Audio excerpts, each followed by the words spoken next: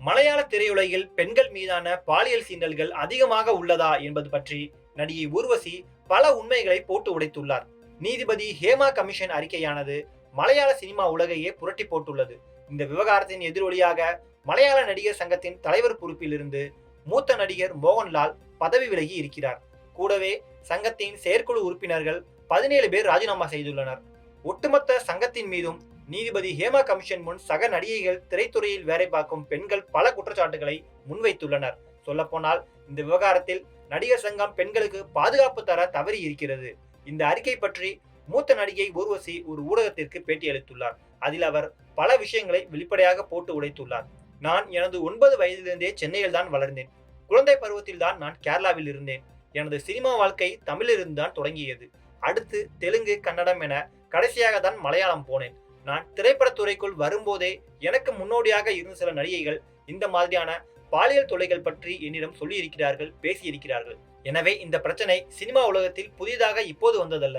ஆனால் அரசாங்கம் திரைத்துறையில் உள்ள பெண்களின் பிரச்சனையை பற்றி வெளிப்படையாக பேசுவதற்கு ஒரு வாய்ப்பை ஏற்படுத்தி கொடுத்தது. அதுவும் பாதிக்கப்பட்ட திரைத்துறை பெண்களின் அடையாளம் எதுவும் வெளியே வராது என்ற உத்தரவாதத்தை அரசும் முதல்வரும் கொடுத்தார். அந்த நம்பிக்கையில்தான் பெண்கள் வெளிப்படையாக இந்த பிரச்சனை பற்றி பேச முன்வந்தார்கள். இதனால் கேரள சினிமாவில் தான் இப்படி அதிகமாக நடக்கிறது என்று பலரும் நினைக்கிறார்கள். அது தவறு. வட இந்தியாவில் படிப்பறிவு இல்லாதவர்கள் பெண்கள் மீது நடத்தும் பாலியல் கொடுமையோடு ஒப்பிடும்போது கேரளா முன்னேறித்தான் இருக்கிறது.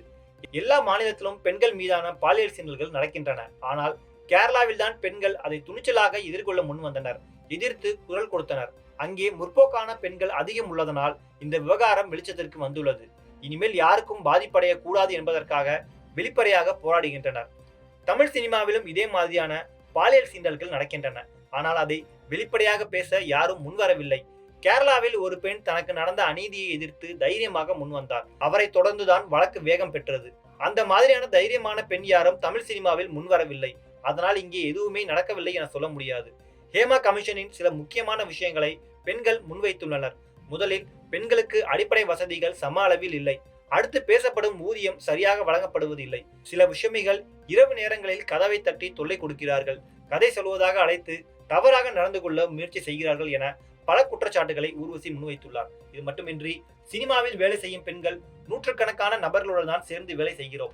ஆனால் தனிப்பட்ட சந்திப்பின் போதுதான் இப்படியான சீண்டல்கள் நடக்கின்றன. அப்படி என்றால் பெண்கள் சந்திப்பை பொது இடத்தில் நடத்த வேண்டும். ஒரு ஹோட்டல், ரெஸ்டாரண்ட், காஃபி ஷாப் போன்ற இடங்களில் சந்தித்து பேசுவதை வழக்கமாக கொள்ள வேண்டும். தனிப்பட்ட முறையில் வீட்டுக்கோ அலுவலகத்திற்கோ வர முடியாது என சொல்ல வேண்டும்.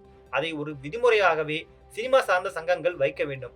அப்படி மீறி தனிப்பட்ட சந்திப்புகள் நடந்தால் அதற்கு சங்கம் பொறுப்பு அல்ல என சொல்ல வேண்டும். அப்படி ஒரு நிலை வந்தால் யாரும் தனிப்பட்ட முறையில் சந்திக்க அழைக்க மாட்டார்கள். நாம் ஒரு பொதுவான விதியைத்தான் உருவாக்க முடியும். யார் நல்லவர், யார் கெட்டவர் என தேடி பார்த்து சட்டம் வகுக்க முடியாது.